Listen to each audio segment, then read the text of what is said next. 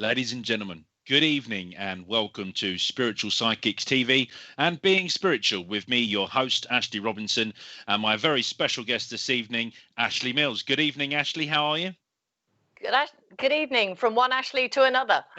It's the Ashley Show tonight, and the fantastic productions and logistics and enabling with Richard James in the studio in Portsmouth. It's lovely to see you back into December now. Amazing to think that we've survived level 5 of Jumanji so far as we welcome the December, and with a great ambition and affirmation about a positive Christmas and safe 2021. It's lovely to see you all on YouTube joining us the show tonight. The reason I have Ashley Mills joining us is she's a wonderful friend and spiritualist medium. She's part of the incredible leadership team on Walton-on-Thames Spiritualist Church, and she's what I would refer to as a subject matter expert on alternative realms such as unicorns, the Pegasus and dragons. So we're going to have a Being Spiritual chat show tonight where we're going to talk about those things, and we're going to introduce the concept of alternative realms, kingdoms, maybe a little bit about fairies, and we welcome all sorts of your questions. Now, if you are rejoining us for Spiritual Psychics TV tonight, thank you. Thank you for your wonderful support throughout this year, and we ask that you continue to support this channel by giving us the thumbs up on YouTube. That's very much appreciated, and share this stream, please. You can do that by clicking on the right hand side forward arrow, and then you can copy this link. You can then go and put it into a new text message or WhatsApp message, stick it on your socials, Twitter, Facebook, maybe tag a friend and say, I'm watching Being Spiritual with Ashley Robinson and Ashley Mills right now. Come and join me. So share this stream. Take a couple of moments to do that. Perhaps tag a friend. It's very much appreciated. The other thing you can do, if you've not already done so, is subscribe. Please subscribe to Spiritual Psychics TV. We now have over 1,000 subscribers. It's an incredible achievement. Well done, Richard James, and all of the other team here at Spiritual Psychics TV that give you such a varied content. It's a real delight to see the YouTube channel growing in the way it's done.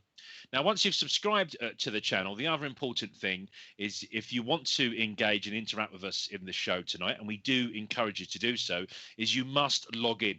So you can log in with a YouTube or Google account, and once you have signed in, you can participate in the live chat function. So by participating in that live chat function, it will come up with your YouTube username and profile, and you'll be able to stick questions in. And really keen to hear from you where you're perhaps watching the show from tonight. If you're rejoining us, what you've been thinking of the shows so far. And also, if you are a first-time viewer, do let us know that too. We'll try and give you a special welcome and hello. We do really appreciate what you're doing. Now, for those of you on Facebook, you can join the Spiritual Psychics TV Facebook page.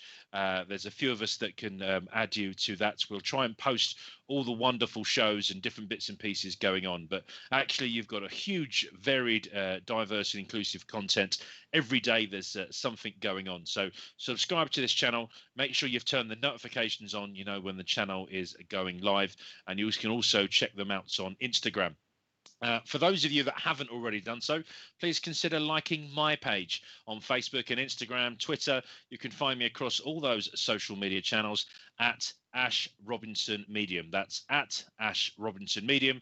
And it's always great to hear from you and take your questions there offline too. Now, the final thing you can do in terms of supporting this channel and building that community is to consider becoming a very important patron, a VIP. You can donate as little as $1 a month towards the upkeep of the channel and the investment into the equipment and studio down in Portsmouth. All of those donations are very much appreciated by Richard James and the team at Spiritual Psychics TV. I say the team, it is Richard running Spiritual Psychics Skits TV with all of us as volunteers working alongside him. The job he does, it feels like you've got an incredible army of 100 people helping you sometimes in the studio, Richard. But I want to stop and appreciate just the time and effort you put in. Right, that's it in terms of admin and logistics. Hopefully that's given you time to give us the thumbs up, share the link and share this stream. Let people know that you are engaging. And now what we'll do is we'll do a couple of specific hellos and welcomes. So, Richard, I can see the splash screen, but it hasn't refreshed yet if you have put anything up on that. And we look forward to welcoming a few. I know there's about 20 of you that have joined us now. So Sue Rue, good evening to you. She says hi to everyone. Hi, Sue. Stay Shaw. Hi, Ashley, Richard, and special guest. Christine Davis says good evening to all. Hi, Christine. And the lovely Karen Goddard. Hi, Karen. Good evening. Michelle says, hello, everyone. Hope you're all doing well. Hi, Michelle. And my circle leader, Mary Dixie. Good evening. Heather Valentine. She says she hopes we're all doing well. Hi, Heather. Lovely to have you with us tonight. Emma says she's just got home from work and hoping for a message tonight. Emma, sadly, we're not delivering any spiritualist medium tonight. That'll be tomorrow night from 8 o'clock and again Sunday morning at the Divine Service. Today is all about spiritual philosophy and being spiritual. And tonight in particular, we're talking about fairies, dragons, unicorns. Christine says, good evening, Ashley, Richard and all. Hi, Christine. Danielle Fowl, good evening to you. Kelly McEaton says, hello, Ashley and Richard. Big love to all.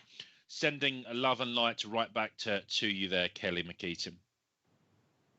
Great. I think we've caught up with all the hellos. So hello and good evening to Richard. Thank you for what you're doing, sir.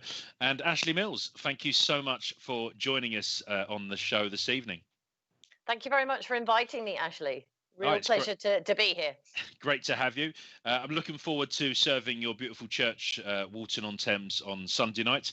We've all got the green light to reopen our spiritual churches and centres, which is encouraging. Yeah, it's a big relief to be able to open, and we're looking forward to seeing you and your lovely dad on Sunday. Lovely.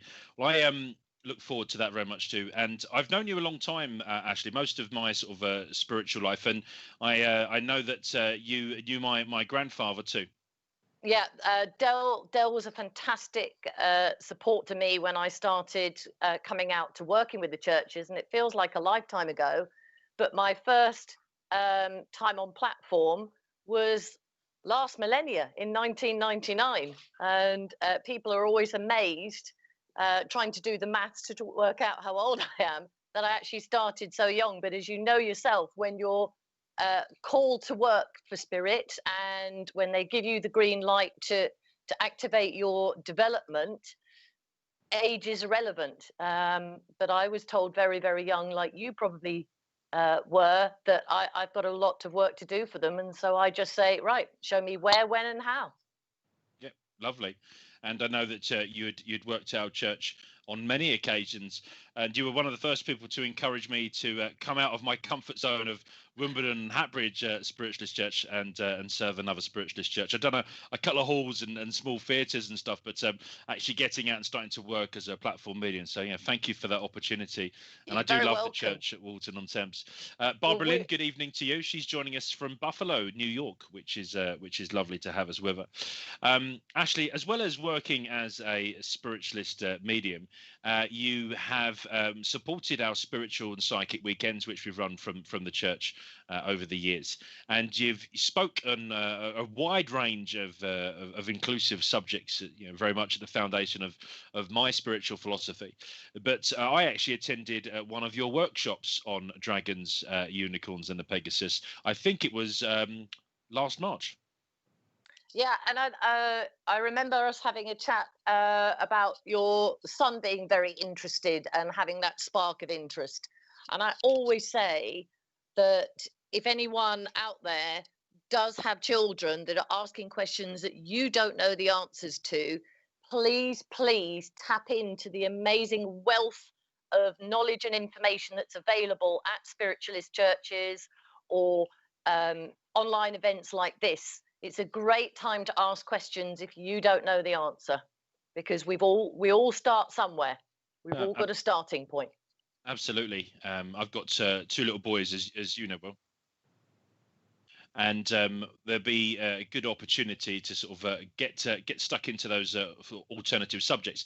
Now, for people, hi there, Tina. I see that Tina just saying hello. For those that have been watching the show for a while, you would have heard me say several times that, as a spiritualist medium, one of my jobs, I believe, is to prove life after death, give evidence of someone's life after their life from that place I call heaven or the spirit world. Now, I've always imagined heaven as a place of pure energy, unconditional love. And actually the difference between a human being and a corpse is their personality. It's that consciousness. And I speak about the fact that as a medium, therefore, I try and give evidence from that personality, that energy. Now, you also work as a medium, and I want to ask you a question about your sort of definition of heaven, because it will then go on to something I will say around alternative realms and kingdoms before we get into Dragons, Pegasus. Yeah. For me, I mean, I always say everyone's experience, everyone's perception and perspective of anything spiritual or non-spiritual is unique and personal to them, and that's how it should be. But from what I have learned and my experience, um, it's a limitless existence of energy that we connect to, because everything in creation is energy. So it's just about altering the frequency and aligning to a different state of being. But you're quite right. What lives on after physical death, not just their personality, I'd also say their memories, their experience, Yeah. their awareness. And that's Yeah. why very often they'll give the information about maybe what they did as a job or places they went, anything that connects and reminds people of the person they were. Definitely, and that's a lovely way to put it. And the reason I sort of asked that question is a lot of people say, "Well, I can't use my eyes to see spirit," although some people talk about seeing ghosts with their eyes. And the same way that I don't hear my loved ones from spirit, perhaps I'm hearing them within my mind's eye. And I'm always sort of quick to point out that because that place of existence in heaven or the spirit world works in that way, it's all about how we attune to it. Although I've met many gifted mediums, I do believe that the gift of communicating with the spirit world is potentially available to everybody. It's down to the level of discipline and training, but also how easy they find it to attune. And that's where, with certain mediums, I think you see particular strengths and talents in delivering those messages and getting to that attunement. But as I talk a bit about sort of fairies, and I call them the fairy kingdom. I've everything to influence me from the world of Hollywood, Ben and Holly's, I think it's Fairy Kingdom, which my two boys wear, and also that concept of growing up and perhaps losing a tooth and donating them to the Tooth Fairy, or learning about these fairies that were generally regarded as very sort of helpful and happy people. And certainly growing up, one of my sort of favourite stories of fairies or a fairy kingdom came from Peter Pan, and this idea they were sort of magical creatures. Now, as I grew older and understood more sort of about my levels of attunement, I started to think, are fairies just a representation of that divine force, that spark? I've often described God as the sum particles of all those energies, that divine force, and it made me think a lot more, probably as a teenager, about other realms and kingdoms. Now, I know that we vacate our body when we go back to heaven or back to that spirit world. We're no longer in need of it. And yet, as a medium, people present themselves in that physical way to my mind's eye as part of introducing themselves. So that you remember your mum, dad, second cousin twice removed in the way you did. And it got me thinking about fairies. Are fairies angels or guides or inspirers? And when you sort of collectively talk about all of those things, and I know another subject you could probably come back and talk to us in the new year will be about ascended masters, Ashley, it gets me thinking about all these different access to energy, personalities, consciousness, memories of people who, when we're ready to ask for that help or that guidance. I know that how people talk about praying to the angels. We've spoken in this show over the year about the power of prayer, the power of sort of affirmations. And for me, there's certainly no harm in believing in that. I know that Sir Arthur Conan Doyle, one of the ambassadors within spiritualism, had gone out of his way to try and prove that fairies had existed, and there were some photographs which were later proven to have been enhanced in several ways. But I do believe, and I was talking to my own father about this just about an hour ago, and I was thinking that the photographs that were used, I do believe that those little girls that spoke about the fairies, actually that's what they saw. That might not have been a photograph of what they saw, but a photograph picturated what they felt they were seeing. And I love that idea. Obviously, as a parent now, I know that the fairy, the tooth fairy, is very much a parent swapping, money for teeth. I do believe I have sock fairies in my house who deliberately go into the washing machine or the tumble dryer and start messing around with my sorting system when it comes to socks. But that belief in something bigger or greater than myself as a spiritualist, it gets my mind thinking about all sorts of different things, creatures, realms, pixels. And I just sort of want to finish by saying that as a spiritualist medium, when I'm giving messages, the first thing I was ever trained to do in Circle, no doubt Mary Dixie would confirm that tonight, is about testing and proving your communicator. Don't give any messages until you know who it is you're communicating from. And therefore, for me, the ability to think about things like the elementals, other types of energy and influence is absolutely fascinating.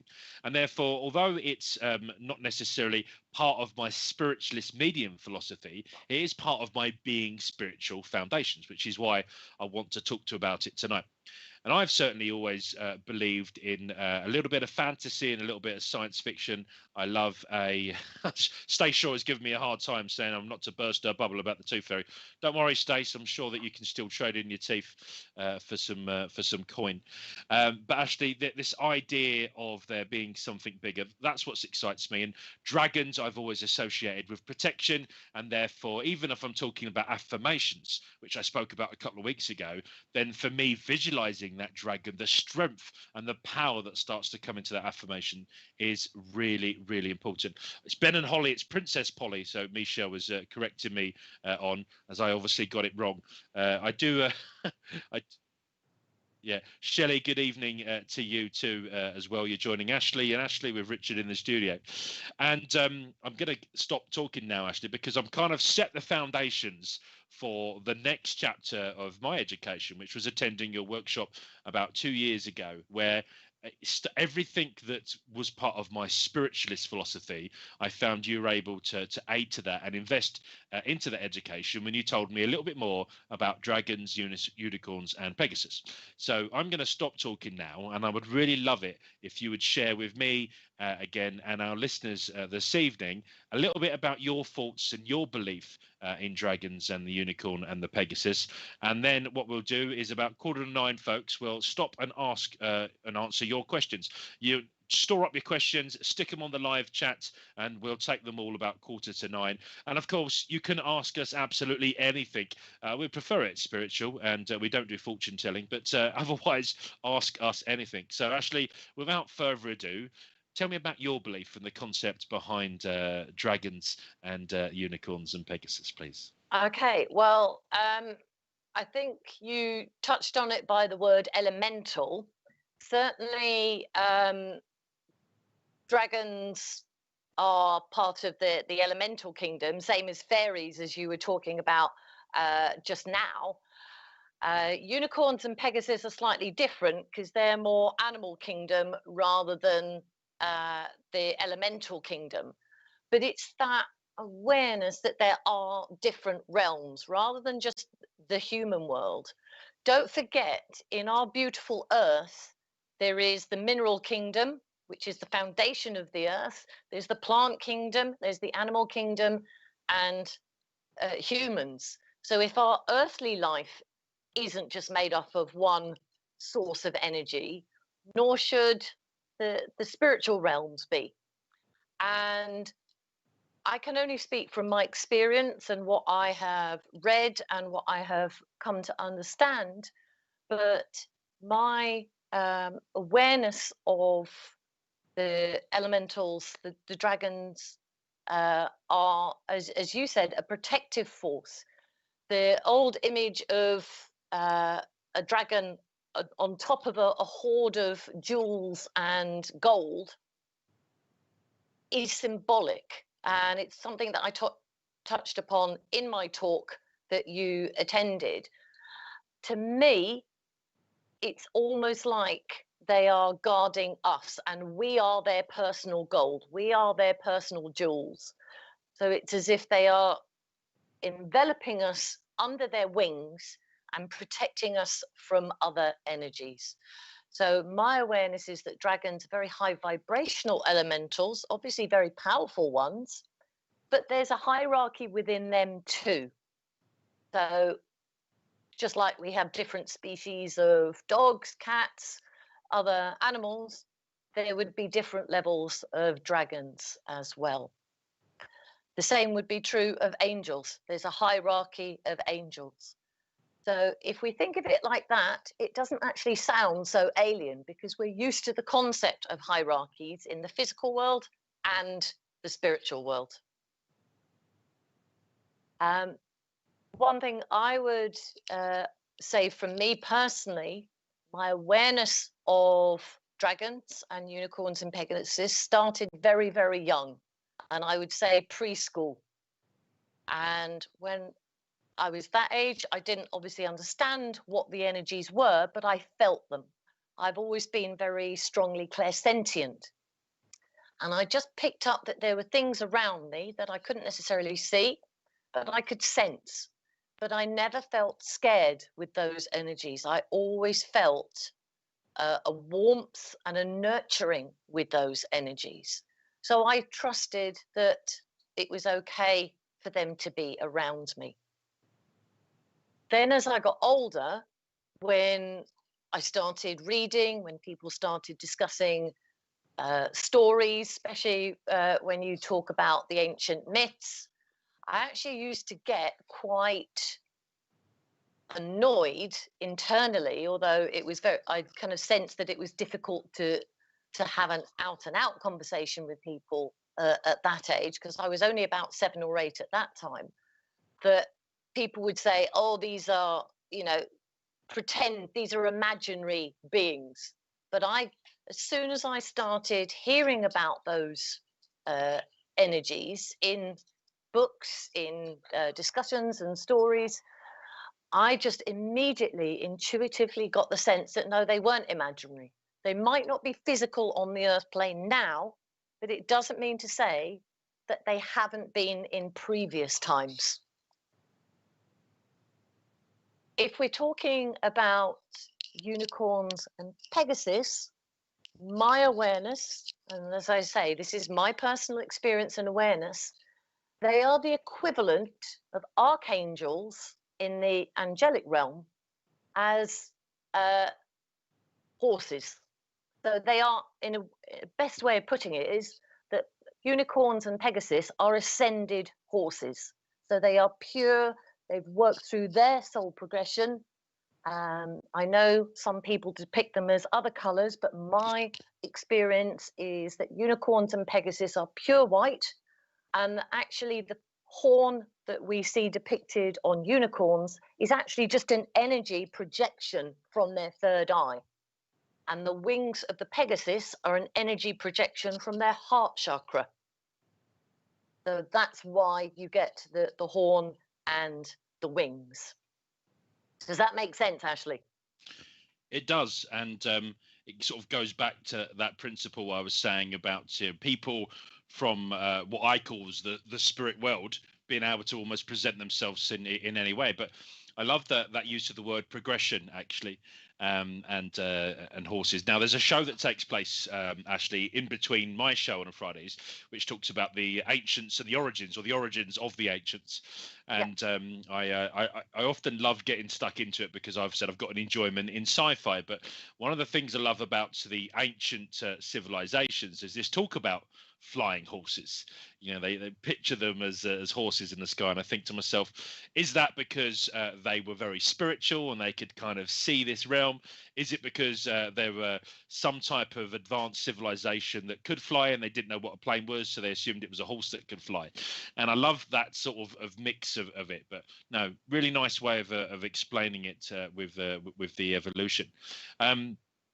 As a spiritualist, I mean, I certainly call myself a spiritualist. I mean, I've called it several times, and I know that you are a member of the Spiritualist Church. But how would you say that the knowledge and understanding you have of these things, how does that thread into your spiritual philosophy? Well, I think it helps me put the whole of creation into perspective, as I mentioned, because our physical life is multi-layered with different realms. To know that the spiritual realm is also multi-layered helps us understand, or certainly helps me understand, that that there are lots of layers that we can connect to and engage with, so that any source of awareness, consciousness, wisdom isn't purely human sourced. Yeah. We should be open and receptive to many consciousnesses, many perspectives. One analogy that I always love when I talk about perspective is, if ever you went somewhere like an art gallery or a jewelry shop and there was a centerpiece in the room, you could have a whole group of people standing round that centerpiece. Each person's perspective is valid, but it's also unique. So everyone's experience of connection with that consciousness will be unique and personal, and that is a beautiful thing. Yeah, definitely. So focusing a little bit on dragons, and we spoke about my boys a couple of times. Ethan, who's my oldest, is actually going to be 6 in March. But as a young lad, as soon as he could really understand the difference, I suppose, between as he would call it, the good guys and bad guys, there was this fear of monsters, monsters in the darkness. And when he had first spoke about dragons, he'd never seen them as a monster, despite some of the more scary-looking sort of animals he had seen. In fact, he loved playing with dinosaurs, and there was this evolution where he liked flying dinosaurs. That's that sort of link. Now, he's odd in the way that where some children or people find the concept of dragons scary, Ethan actually had convinced my dad to buy him this huge wooden dragon, which hung above his bed and was suspended of its tail and everything sort of moving in the air. And he used to talk about it being there to protect him, and the fact he was safe and secure. Now, before we'd brought that dragon, and actually the reason I get onto this is he ended up going for a red dragon, which I know a lot more about now. I spoke to you and you'd said, ask him what dragon, what color his dragon is, and find out more. And I was fascinated because he was probably about 3.5 or 4 at the time. That not only was he able to talk about colors, but he was already at that age able to link it towards some of those elements. He saw red and fire, and the fact that this was almost like a special skill that the dragon had and was able to protect him. And just to be absolutely certain, I'd said to him, do you ever see any other dragons, or are you aware of them? And he was able to talk about the dragons and the water, and he was able to talk about air and stuff. So I thought it was an incredible thing to have, and he still fascinates me now of his spiritual conversations. But we spoke about the different realms, and you obviously gave me that advice. We actually did a colouring exercise as part of a meditation, a guided meditation he did, to work out what dragon you may have working with you. So could you give the people at home a bit more of an insight into that? Certainly.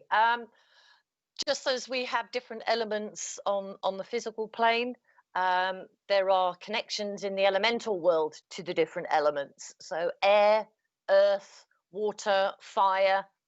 And for anyone that is interested, for instance, with astrology, there's connections to the different zodiac signs, but it's also an element that will help you progress on a soul level. So, for instance, people are used to hearing about a guardian angel. Well, I firmly believe that we have a guardian dragon. So we don't just have one dragon, but we have a main dragon guardian. And the element associated with them is connected to our soul journey in this lifetime. So, for instance, if you have a fire dragon, it's about standing in your power. It's about learning to be assertive, not arrogant or controlling, but being assertive. And that, very interestingly, in the last few years, has come up for a lot of people standing in their power. The difference between being confrontational and honoring yourself, affirming your boundaries. So that's where fire element comes in. Air element is about thought, so intuition, integrity, channeling. Water element is about emotions. So it's about acknowledging your emotions, but also feeling that you've got a level of control of them so you don't feel overwhelmed by them. And obviously this year has tested that more than a lot of years in the recent past. And then obviously earth energy, it's about having a sense of stability, grounding, security. So whatever you're dealing with, you've got the capability to handle it. Oh, lovely. And I love the guided meditation we did that time to sort of connect. And for me, as a sort of great believer in affirmations and, you know, thinking and talking about the things that you want to be, it's still something now. You know, boys occasionally have nightmares and talk about, you know, the shadows that casted by the light and stuff in their rooms. And even Noah, who's going to be free next week, we'll talk about, you know, where's my dragon to protect me. And the dragon actually flies above Noah's bed now. Ethan's got a little bit older. He's got dragons he can sort of play with and have in his bedroom. But Noah instinctively sees that as a symbol, as a sort of sign of protection.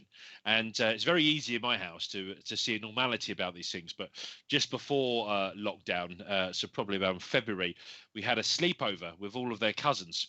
And most of the kids that were staying over were actually really scared by this dragon, you know, attached to the sort of ceiling and the shadows that cast off. And just to hear sort of Noah saying to them, "Oh, that's my dragon. He protects me and sort of keeps me safe." I think that in itself, just that positive thinking behind it, is quite incredible. Absolutely. It's a beautiful thing. But what I think a lot of us in the spiritual awareness and spiritualist movement perhaps maybe take for granted is other people haven't grown up with the background of awareness. So they might purely go on the perspectives and the opinions that they see in the media or opinions or perspectives of people that they talk to, and they haven't got that spiritual awareness to question that other perspective. I mean, you know, with your family history, your boys are incredibly lucky that whatever they say will be acknowledged and listened to. It won't be poo-pooed. I grew up in a family that no one else had spiritual awareness. I was kind of the pioneer in my family. So I had no one to ask those questions to or talk to, which is why for a while I had to keep things to myself. But once I found the outlet of people that I could ask questions to, it was like the doors were open, the escalator was illuminated, and I was away. So I would always say to everybody listening, if you have got younger members of the family coming to you and talking to you about things that they sense or see or feel or hear, just listen. You don't have to give an opinion, but just listen and acknowledge what they're saying, because the sooner they can feel that what they're saying is being respected, even if it's not understood, and you need to pass a query or a question on to someone else that knows a bit more than you, that's fine. But please acknowledge it, because at this time on the earth plane, more than any other time, we need to keep these beautiful young souls' spiritual light going and not snuff it out and be conditioned out of it. Yeah. I think it's really important. In my people that watch the show know that my wife Claire, who is also a spiritual healer, is half Irish and 100% Catholic, as well as being a very spiritual person. And our son goes to a Catholic school, and he has been talking more and more about spiritual things, which I assume was very much part of him and his mates getting stuck into sort of religious education. But at parents' night last night, his sort of teacher said that Ethan is often the one leading some of these spiritual conversations with his friends. You know, we did anti-bullying was I think last week, and Ethan was learning about the difference between, you know, someone being mean to someone once as a one-off and someone being a bully and doing it sort of repeatedly. And Ethan interrupted the teacher. He said, "Well, actually, you know, miss, there's also the two-offs." She said, "What's a two-off?" She goes, "Well, that's where there was a one-off incident, but there was something that happened before that you don't know about, which makes them a bad person. And it's okay, because if you don't think you can talk to someone, you can always talk to God." And I thought it was an incredible thing. And as he was telling me this story and getting it back from his teachers, I think that it's been really important to encourage his imagination, you know.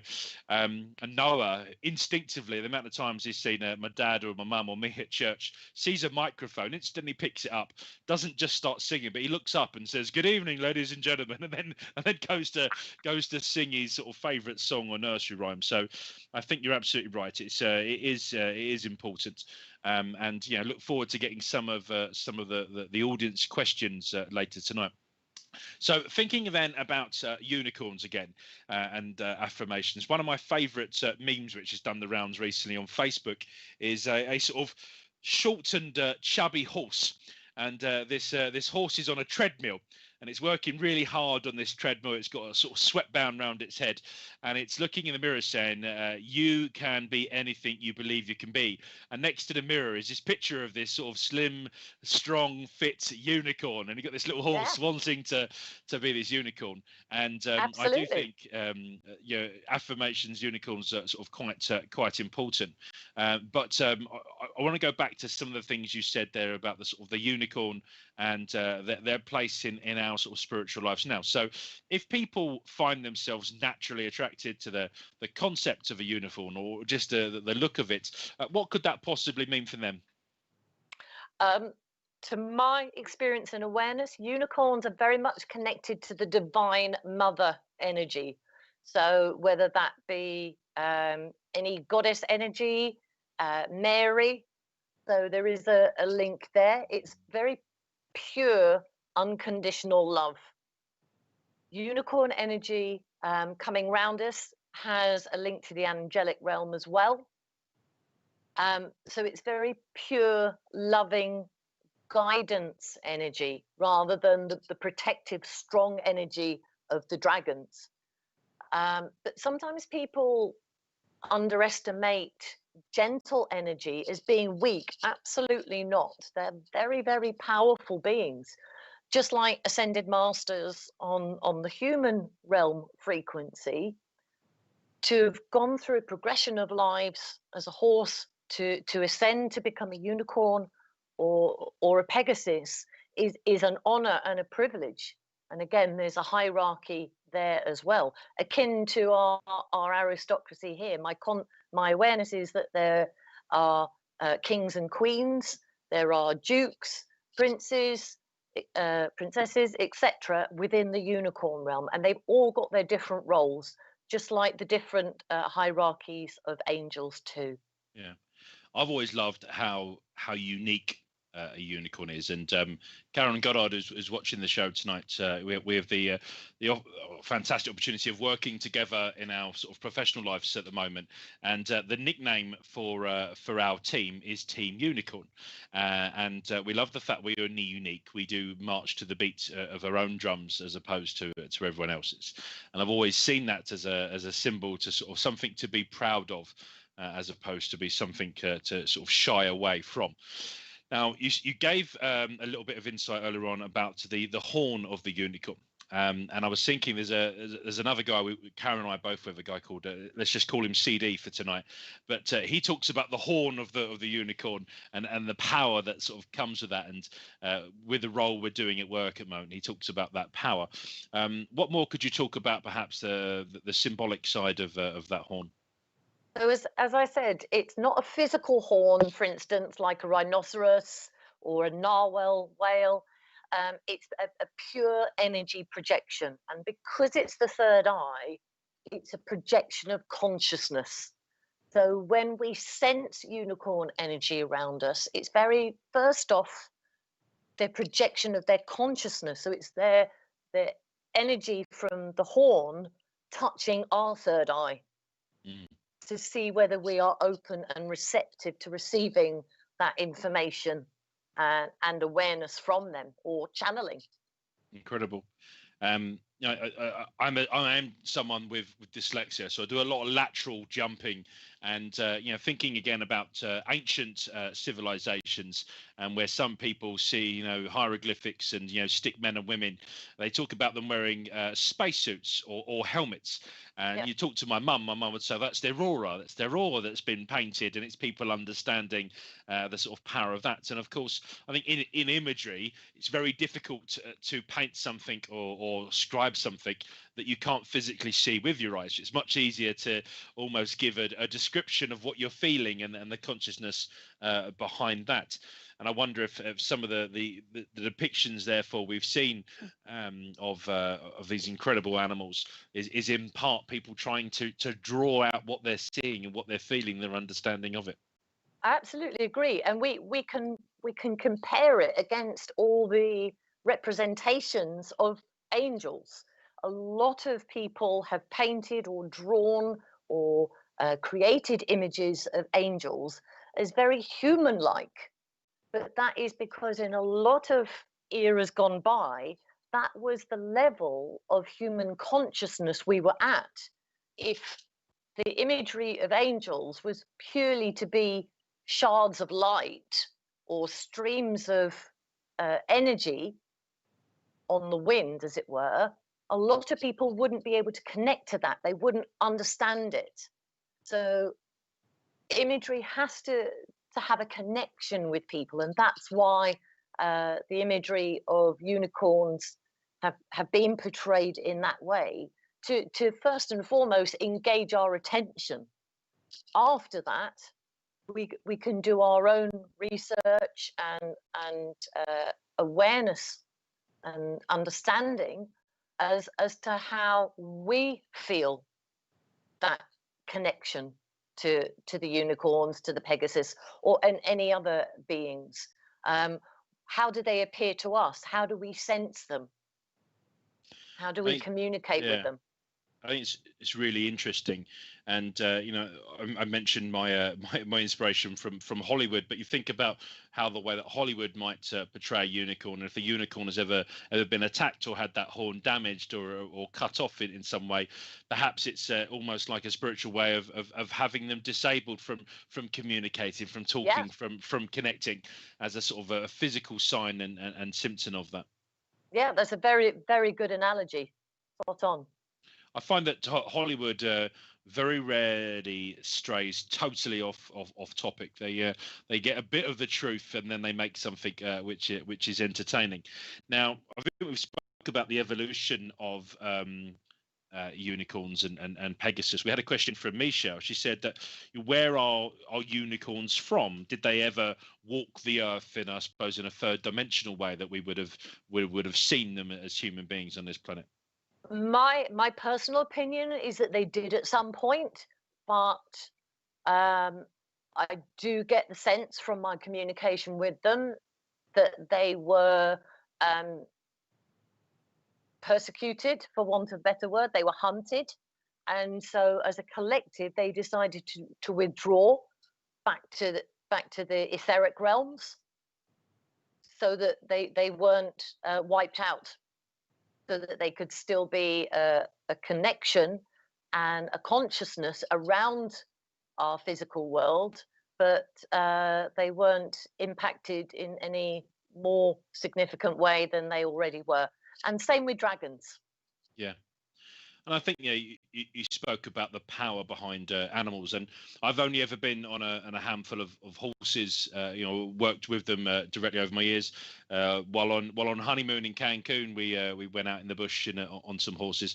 Fortunately, my horse was strong enough to take my way. I haven't found any horses big enough for me right now, but they are incredible animals. And you know, I've had pets over the years and had dogs in the family. You spoke about the very species, and these animals do become part of the family family. And even though they don't talk in a physical language like English that we can understand, you very much feel their energy, and you know when they're happy or sad. And horses, you looking into their eyes, you've definitely can feel that personality, that energy behind. I think that the animal kingdom so incredibly powerful, and it's human beings that created language and see ourselves quite arrogantly as the top of the food chain. But you put two horses from two different countries in the same field, and they'll instantly communicate. The language becomes a barrier as opposed to something that we've created that works really well. So I love the idea of sort of horses evolving and sort of spiritually going on to sort of become different things. Michel said, poor things. People always want to destroy beautiful things or things that they don't understand, than fear them. But one thing I would like to say is regards to horses, any animal species is on their own evolutionary and soul journey. And if we think of the role of horses within the human lifespan, they've been used to help carry us, help carry burdens on our behalf. So it's service, it's spiritual service. But another thing that's very, very powerful with horses is, and other animals, of course, they are a fantastic source of therapy. And there are places in the world where people with mental health issues or addictions go to ranches and places like that and literally have horse therapy. They're there to learn to heal through the connection with horses. And so that aspect of service for horses is very, very powerful. As you said, you don't speak the same language, but you learn to sense each other. And many years ago, I read a book called The Celestine Prophecy, which a lot of people may be familiar with. And it never stopped being a striking chord moment for me when I remember the phrase in it: lose your mind and come to your senses. I think as humans, we're very, very over analytical. We're very consumed with always having to label things or put things into boxes. But if we take that aside, if we put our logical mind to one side and just experience with our senses. And through this evening, we've been talking about our sense of feeling, so our clairsentience, clairaudience, sense of hearing spiritually, clairvoyance, seeing spiritually, and there are other senses as well. So this is where connection with elemental beings can really come to the fore. Forget the logical mind. Don't try and pigeonhole or put things into boxes. Just experience. Just allow yourself to connect, communicate, and experience. And you'll find you get a lot more out of it in the early days, and then the understanding comes later. Yeah, absolutely. Good evening to Jamie Skinner, who's just joined us, and Christine Davis's partner. So we're picking up a couple extra viewers as the show goes on. And do get your questions ready, folks. We will try and take them as and when they're coming up. We're also keen to know about your understanding. If we've said something that you agree with, let us know in the live chat. If we've said something that you'd like a little bit more information on, then ask us that too. Michel said that she's loving the show. It's finding it very interesting and informative. So thank you for that feedback, Michel, and Ashley, for your sort of context into this. So going back to Dragons for a while, I think Richard's actually posted some links to some shows. Was that a previous Dragons special, Richard, that you've posted there? Kieran Morgan runs the Dragons. Okay, so I must have missed that show, but yeah, do see those links in the live chat, folks, and check out those shows afterwards. Thank you for that, Richard. Christine Davis says, when she was younger, she worked at some stables, and there was a horse that would not do anything with anybody apart from them. Does that mean that she had a connection with them? I mean, as a layman, I'd certainly say yes. Any thoughts, Ashley? Um, I would say it's no different to maybe having a special connection with a particular dog that you know, or any other animal.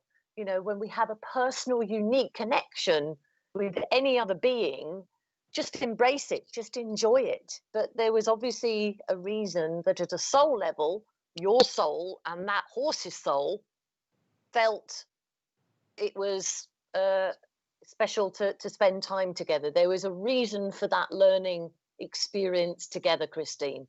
You know, I firmly believe as humans, our souls decide and agree to have certain experiences in our lives and connect with certain other souls to learn and to grow and experience things, to progress. So there's no reason why we shouldn't make that decision with animal souls as well. And I've certainly found the benefit of connecting with animals too. Yeah, definitely. And you spoke a little bit about the role that dragons might have as part of our sort of inspiring team, or our sort of guide team. So if people were interested in seeing what, if any, dragons are working with them, what advice could you give to people to find out more? Just like you would go into meditation, cut out the background noise, you know, get rid of all that constant hum around you, still your mind.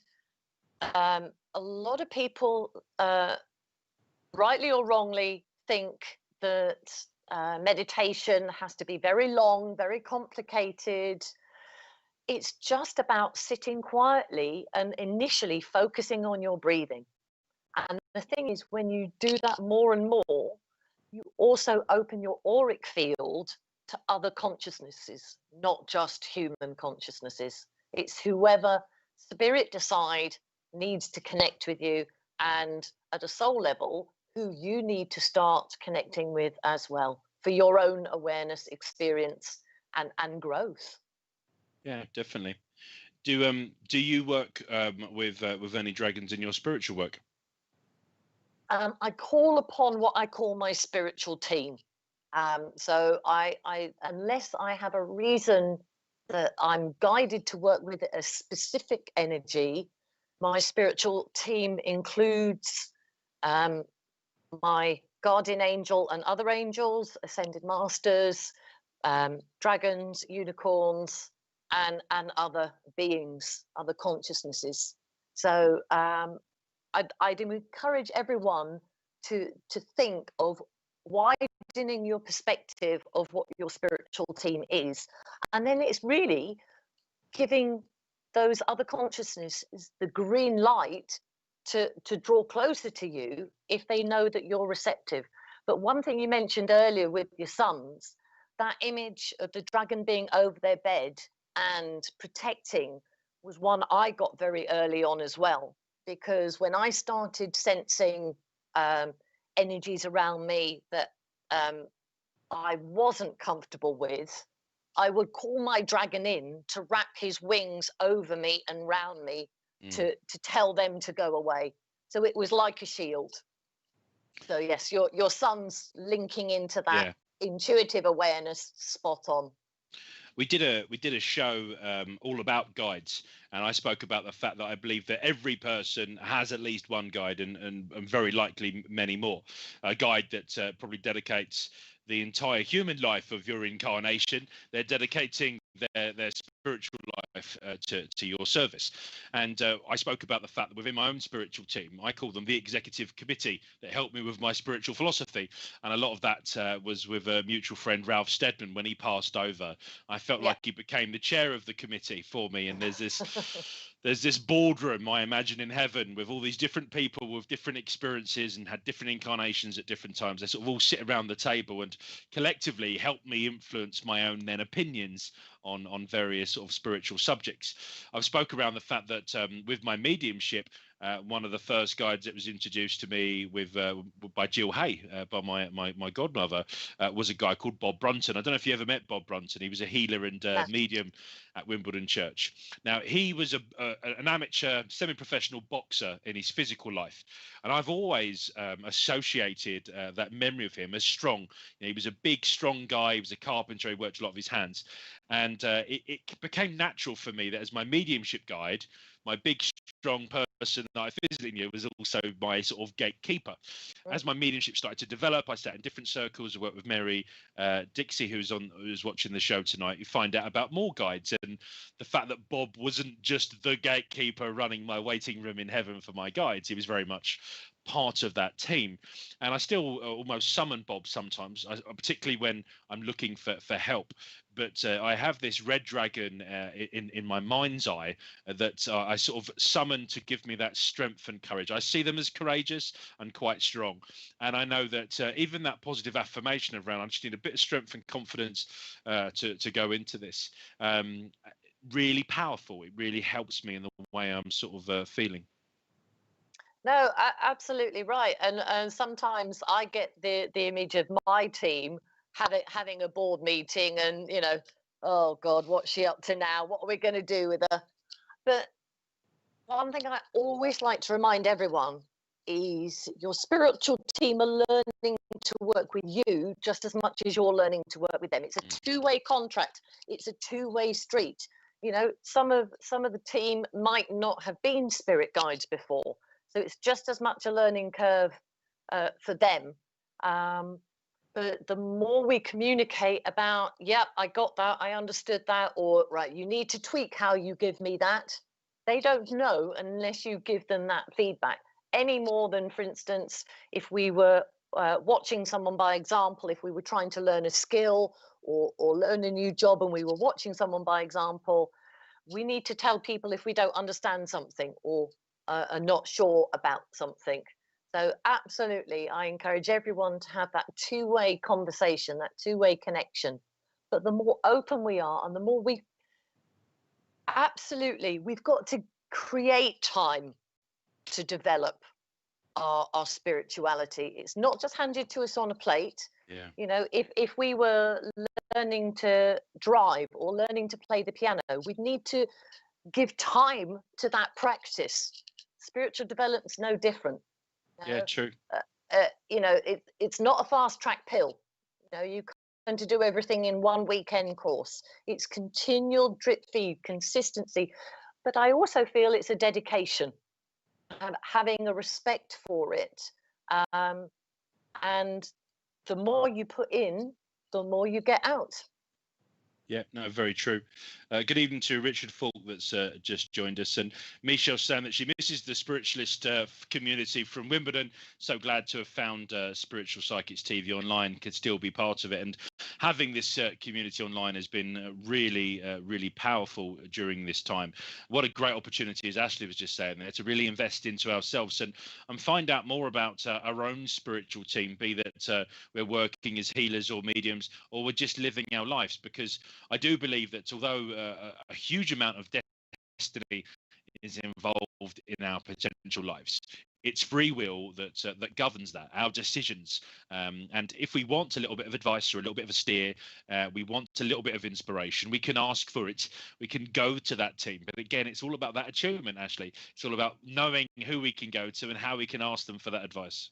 Absolutely. But one thing I've always been clear on when people have asked me, working on your spiritual development isn't just about that spiritual aspect of your life. Working on your spiritual development feeds into all the other aspects of your life. So it's never, ever wasted, because it can help you on a physical level. It can help you on a mental level, on an emotional level. When we become spiritually stronger, I say it's rather like going to the gym. The more spiritually strong we are, it's like building a spiritual muscle. It gets strong, it gets confident, You and must be psychic, Ashley, rather than reactive. Literally, as you said that, Richard Falk wrote the words, your spiritual gifts are like muscles. The more you use it, the bigger it gets. So that was really good timing. Absolutely. There we go. Synchronicities abound. But if we feel stronger on a spiritual level, it will help us on an emotional level because it helps us weather storms. And let's face it, 2020 has given us quite a few rough waves to ride. Mm. Um, on a mental level, I always say it's very important to respond, not react. So if someone says something, as you mentioned earlier, when you were talking about people being unkind, most times people don't choose to be unkind. It happens inadvertently, unintentionally. But if you knee jerk react, then it can fan the flames, it can escalate things negatively. With spiritual awareness and growth, we can choose to take that pause and decide how to respond. And very often that deflates the situation and it helps us work out a more positive outcome. And obviously, on a physical level, the more we're aware spiritually, we naturally also become far more aware of our own body, how our breath is, how our body feels in a situation. So we're more able to respond to things if we don't feel something's going right. And I'm sure you, Ashley, and Richard, and also some of the viewers and the listeners this evening will have sensed, you go somewhere maybe for the first time and you either instantly feel at ease or instantly, no, I want to go. And I remember my mum saying one time, we went over to one of my parents' friends' houses, and immediately as I got out the car, I said, I want to go home. And mum's like, well, we've just got here and you've never been here. I'm like, I don't care, I want to go home. So, listen to that instinct and develop it and grow it. And it will serve you well. Yeah, Michelle was agreeing with it. She said she's finding that out more and more lately and learning to embrace it all, which is very true. And I think there's a nice way of putting that when you spoke about responding. My dad's made a bit of a change to our Sunday divine service, and probably the last 100 years in the community at Wimbledon, we've always done our divine service with the Lord's Prayer, and he felt really inspired to mix it up a little bit recently, and we've been talking about the Serenity Prayer, and he just felt how powerful that was and how important it was at the moment to really start to have the wisdom to learn how we can respond to the situation, because we can't always control them, and learning to live our best life and understand or ride the experience is very important. And never underestimate that the more we feel we can manage our own lives and control the things that are within our power to control, rather than giving away our power and our energy to things that we can't control, we're also indirectly being a light for other people to give them confidence to do the same. Yeah, definitely. Now, a moment ago, you were talking about, I'm going to try and pronounce the word probably, synchronicity. Yeah. What can you tell us about that? To me, I don't believe in coincidences. To me, synchronicity is about being in the flow of the universe, being in the flow of energy where everything seems to come together at the right time. So, for instance, one of the phrases very like synchronicity is called serendipity. And one of my best friends and I, a few years ago, went on a city break to New York, and we've been already talking about our love of serendipity and synchronicities. And we were looking for a place to eat, and she looked up on her phone about some places in the local area, and there was a restaurant called Serendipity. Boom. But how many times maybe have people watching, or yourself, Ashley, or Richard, been to a workshop or been to a talk, and it's maybe not necessarily the talk itself or the speaker that's the main reason for you going, but when you're there, you find out that it's the person you have a chat to in the coffee break. And there's just a buzz. Everything just seems to flow. It's like all the dominoes knocking down in order. Everything just flows. So my best analogy is like the salmon. Don't fight the current, go with it. Yeah. And again, that comes with self-knowledge, self-development on a spiritual level, because you'll feel when things are easy and the universe and all the energies around you, your spiritual executive team are allowing that process to happen because it's meant to happen. Or when you're not so good at tuning in, and it feels like you're coming against one block after another, and you feel like you're having to come over hurdles. Yes, there'll be times to challenge us, but unlike school, we get the test first in real life, and then we have to learn the lessons as to why we went through it. So it's the opposite of actual school. That was a lovely way of putting it, and you reminded me of another spiritualist meme I'd seen of two people on a roller coaster. You know, one really calm, one absolutely petrified, and it was entitled "Me and My Spiritual Guide Riding Life at the Moment." You know, and a spiritual guide knowing what to think. So, good evening to Ricky, aka Divine Sparkle, who's just joined us tonight. They've said that they've just started listening, and they have a dragon spirit that always looks to correct them. So, thank you, Ricky, for joining us and bringing that in. That's really lovely. Michelle was saying that she's been sharing her journey with her children, and she loves how they are talking so openly about spiritual experience, especially her son. He has said he saw his hamster this morning in his room, and his hamster had recently passed away. Oh, beautiful. Very, very interestingly, and well done, Michelle, for acknowledging and honouring what they're saying and communicating with you. I've definitely had personal experience of past pets coming back, and interestingly, other mediums have seen my past pets around me. So again, the more you acknowledge, the more you listen to what they're saying, they will develop the confidence to talk to you about their experiences, because they will feel respected and heard. So they're more likely to come to you.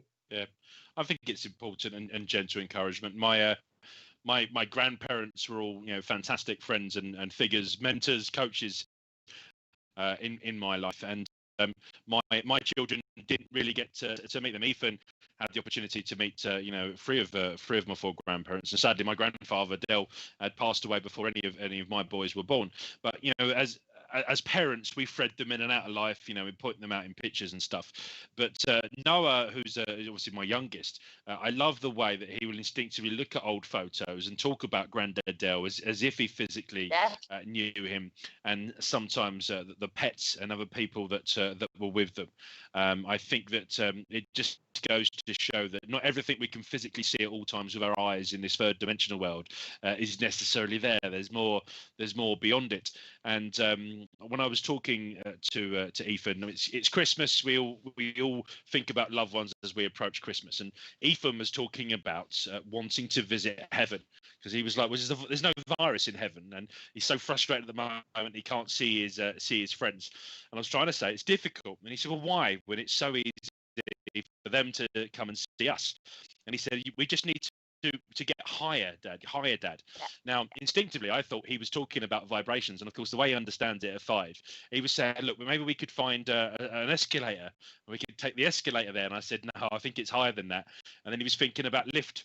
And then his final thought was me. He said, "Dad," he said, "you're really begging heavy." He said, "If we got a trampoline, you could bounce on the trampoline, and we could both get to heaven that way, and we could see people." And how beautiful. I love his sort of plain English way of understanding things. And I got a little bit sad because I then thought about my nan, and I'm missing physical cuddles with her in the run up to Christmas. And he asked me, he said, why are you sad? And I said, I was just thinking about Nanny Hazel. And he's like, but why? Nanny Hazel lives in heaven. And I was like, I know she does. And he goes, and heaven's lovely. And I said, he goes, so we shouldn't be sad. And I just thought, you just cheered me up so quickly with that understanding in plain English. And I think that he's being brought up Catholic spiritualist. It wouldn't be great if he was the first medium in the Vatican. Sorry, slight segue into a sideways move there, but. Okay, thanks, Richard. We are getting a few internet issues, folks, so we may have to cut the show prematurely if we can, but we'll try and get through a few more questions if we can. So I'll finish my rant. That was a good interjection, probably from heaven, Sam. Right, you've had your moment. Let Ashley talk a bit now. But yeah, foundations, nice, simple foundations that are encouraging and nurturing, never challenging some that they're wrong. Being open-minded questions, I think, is really important. Well, children aren't intrinsically critical or judgmental. That is learnt behavior from their environment. Children just say things as they are. And so, again, they don't analyze things, they just accept things within their experience. So when children say things, it's from my years of experience of working with early years age groups, I can honestly say I've learned just as much, if not more, from them than they have from me. It's very arrogant for adults to think that we're the only ones that can teach them something. They can absolutely teach us something. And for those of you that may have read books like The Indigo Child or The Rainbow Child, you know, the vibration that children being born are coming on is much higher.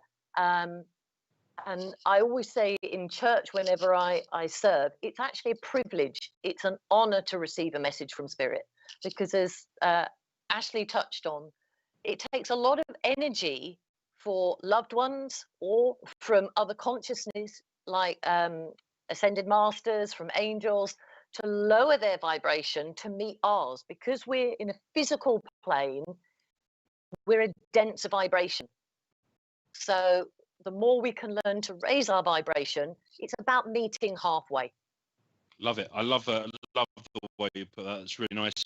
Mary Dixie was just saying that she always felt that dragons, unicorn, and Pegasus travelled this earth, and when she was young, she read every book the library had on mythology, and they were in every single book.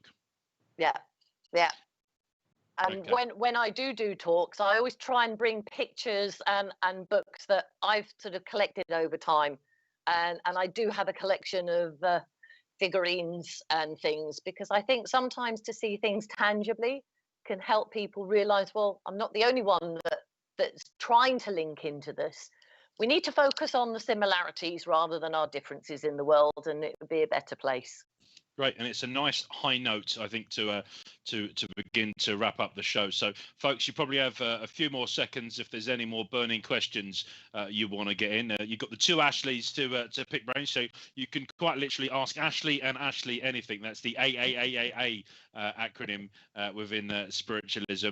It's been really great to have everyone tuning into the show tonight. They've sort of been listening. The chat is always a little bit quieter when they're listening, and to see tonight that the comments have all been quite relevant and really uplifting. And Ashley, you've given us some uplifting thoughts, and that's exactly what I want with this show. It's all about being spiritual and how our own spiritual opinions and beliefs can come together. And I'm always really happy when people do listen, because they might not understand things at the time, but at least if they're receptive to taking in the information, the relevance will come later. You know, that drip of the pure spiritual water will happen, and that ripple effect will happen when it's meant to. Absolutely. And if for any of you that are based in Surrey, do go and see Ashley and the team there. Beautiful church, Walton-on-Thames. And if you've got nothing to do on Sunday night at 6:30, come and see me and Ashley at Walton-on-Thames Church. Otherwise, folks, I think that because we're having a few problems with the internet connection, we're going to look to wrap things up. But I do have a couple of little admin requests and some adverts to share with you. So hopefully you've enjoyed the show today. If you have, let us know in the live chat. If you haven't, don't tell anyone. No, tell us what to do to improve. We always welcome that feedback. Do subscribe to our Spiritual Psychics TV channel. Make sure you've got the notification switched on to know when we're going live. And you can share this stream even afterwards. You think, you know what, I've enjoyed that. That was a nice hour and 15 minutes on dragons and other realms. Share the stream, stick it on Facebook or Instagram with a picture perhaps of your favorite dragon, and tell people about the two Ashleys this evening. And if you want to find out more, you can find Ashley Mills on Facebook. You can contact her via a private page. If you want an introduction, you can find me at Ash Robinson Medium on both Instagram and Facebook. So think about the bell icon, enable your notifications, look for that forward arrow. share this link to this stream. This show happens every other 2 weeks, and you can also share the concept behind the channel. Incredible to think we've now got over 1,000 viewers on the YouTube subscription. I remember when we started as a Women's Spiritualist Church, putting the Divine Service on YouTube, we had just a few subscribers. So really 1,000 subscribers in the last, it's weeks, isn't it, as opposed to months, Richard, that YouTube has been the principal channel. So about 4 weeks. That's really fantastic. But we need to continue to get those numbers up, because we were approaching 10,000 followers on the Facebook page. And so we want to make sure that despite the gremlins and robots of Facebook that have found a way to temporarily suspend the broadcast there, that we can build this channel up, we can continue to develop the content and get like-minded people interested and part of this community. So join the Spiritual Psychics TV fan page on Facebook. Think about becoming a VIP member, joining the lounge, and following Richard and the team. Okay, we've got a couple of adverts I'm going to put up. Well, I'm going to put Richard's going to. I'm going to do nothing. I'm just going to try and give you as best as possible voiceover for the brilliant animated works of Spiritual Psychics TV. Okay. So, Matt and Kirsty Grogan with Ian Mason, Sam Pert, Bev Mann, Marcus Lupser, and Patty Kennedy. Wendy Lindsay, that's the Christmas special on Saturday the 5th of December at 8 p.m. live on YouTube. Confirmed attendees include Matt and Kirsty Grogan, Ian Mason, Sam Pert, Bev Mann, Marcus Lapser, Patty Kennedy, and Wendy Lindsay. That's a Christmas special, no doubt with some free spiritualist mediumship and some great entertainment. All wonderful people and personalities. That's the Christmas special, Saturday the 5th of December.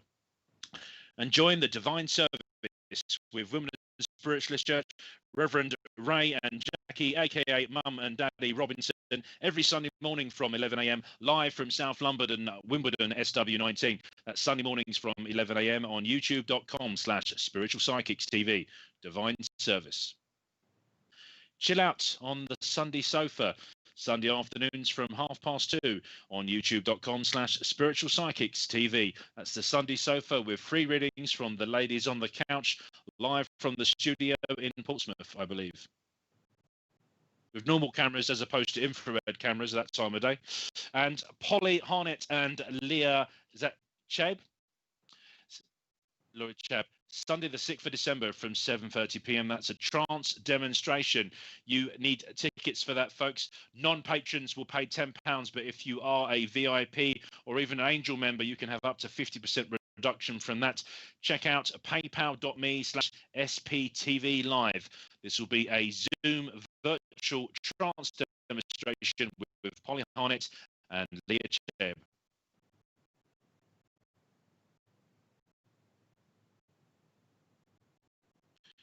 Yep, we've had one more question that's come in, and we should be able to squeeze that in before the internet falls over Friday night. What's the last question? That was Mary's one. Where would I start to find out more? So, Ashley, I'll let you answer this, and then I'll give an opinion afterwards. If you haven't fully answered it, I'm sure you will. It depends what level your question is. If you want to find out more about generally dragons, unicorns, and Pegasus, there are some great books. I'm very happy for people to private message me on Facebook, but also go into the quiet. Be receptive to having those energies merge with your consciousness and come to your aura, and where that journey takes you. The more receptive you are, the more you have the opportunity to learn. As with any connections with your guides, don't worry about the specifics. They will come later on, but just be open. Lovely answer. And the internet is a fountain of information, some truth and some myth on the internet. But check out Spiritual Psychic TV. There's 2 more links to, I was going to call him the Dragon Man. I don't know if that's his official nickname, but there was obviously 2 specials on dragons as well. So do check that out, folks. Lots of people said they found it very interesting. Thank you to both Ashley's and Richard. Folks, we love having you on the show. Kelly McEaton says, thanks, stay safe. Michelle says, thanks for our time and sharing knowledge. Thank you, Richard, for yet another great show. Thank you, folks. This community is wonderful. We feel the unconditional love we get from that. Christine says, it was an interesting show. Great. Thank you. Thank you to you too, Christine. It's 20 past 9, folks, on the 4th of December. Christmas and 2020 fast, or 2020 about to complete. Christmas fast approaching. I have a great feeling for the future. We just need to continue to look for the inspiration, feel that instinct and that influence. Look to our guides and inspirers to be the best possible version as ourselves, in the words of Ashley Mills, so that we can respond to the situation that will infest our attitude and our mind, and it will affect our behavior, and we will then go out and affect other people's attitudes and minds and behavior by responding to the situations, by riding that experience. So Ashley Mills, it has been wonderful to have you on the show tonight. Thank you very much. Real honor to be asked. Oh, it's lovely. You'll have to come back and talk to us again. I know you'll be with us hopefully at our Spirit Seeker weekend, which we have really looking forward to that. An ambition for it to still go ahead. It might go ahead with slightly different formats, but at this time we're still looking forward to that. Michelle asks for the Facebook page.